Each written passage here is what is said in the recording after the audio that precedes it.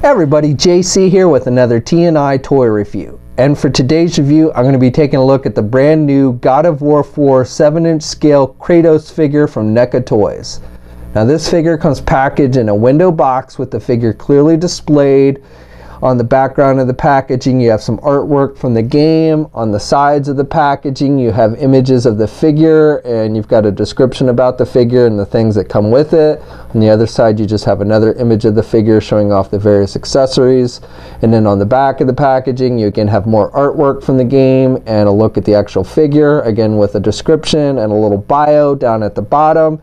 And then on the very bottom of the packaging, like we always see with NECA figures, you have stats for the people involved with the making of the figure.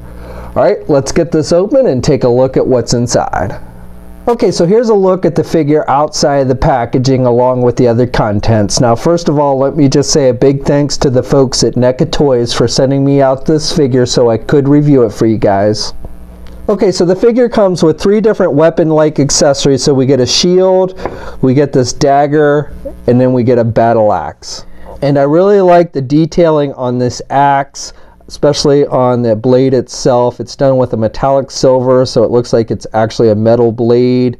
And then I like all this line work that's sculpted in the blade on both sides. And you got a bit of a wash effect in there, plus you have some added little bit of lime green up here at the top in this light blue color. You have that again on both sides. So I think they've done a really nice job with the blade, and the blade is made with a hard plastic, so it's not going to bend or anything. And then it looks like it's really sharp. Looks like the blade has definitely been sharpened.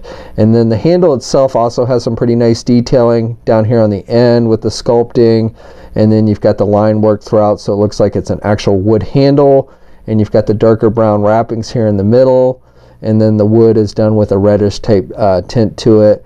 And they've made it so you can actually pull the handle apart like this, and I believe that's so you can kind of string it through the finger's hand without scratching the paint on the handle or the figure itself. So what you want to do is, he can only hold the axe in his right hand, so you take it and you just pull the handle apart, and then you just slide the larger half through the top portion of the hand and then the smaller half through the back portion of the hand, and then just pop it into place. And again, that way you don't have to string the handle all the way through the hand and scratch paint on both the hand and the axe.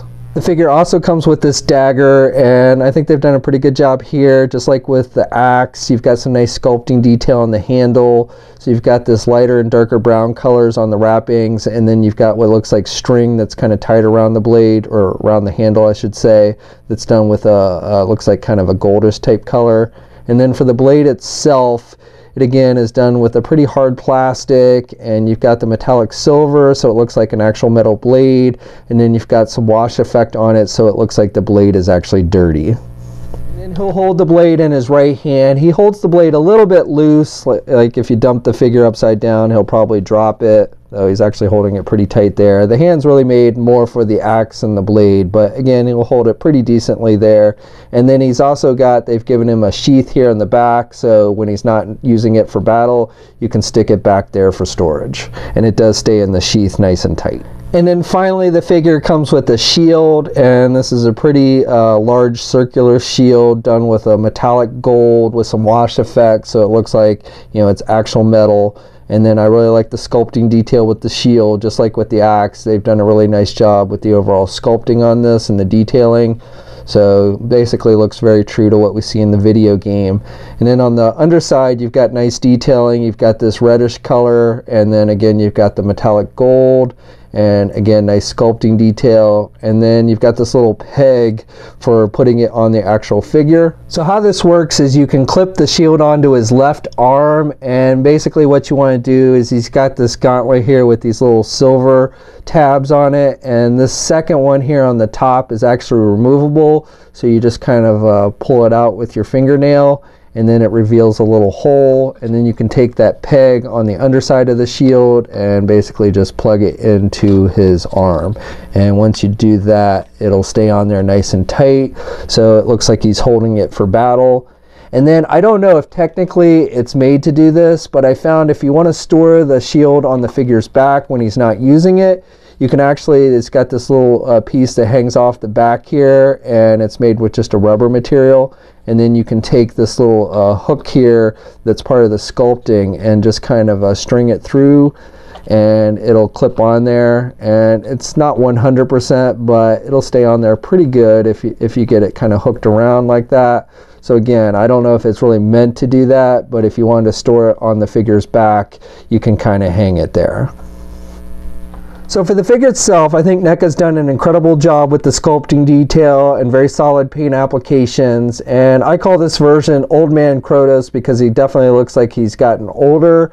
He's mortal in this version based on the God of War 4 video game. So he's got the full-on beard, which I think looks really good. And then, of course, he's got the bald head with the red markings. And he's got the scar over his eye. And I like how you've got the wrinkles on his forehead. So nice detailing with that. Just really a nice solid paint job all around with this figure. And then he's got this shoulder piece, which is a separate piece made with a rubber type material.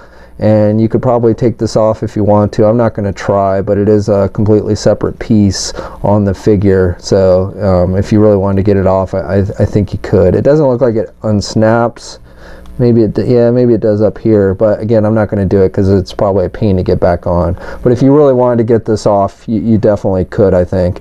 And then he's got, basically, he's not wearing a shirt or anything. Again, he's got the red markings and the white skin, and he's even got some nipples.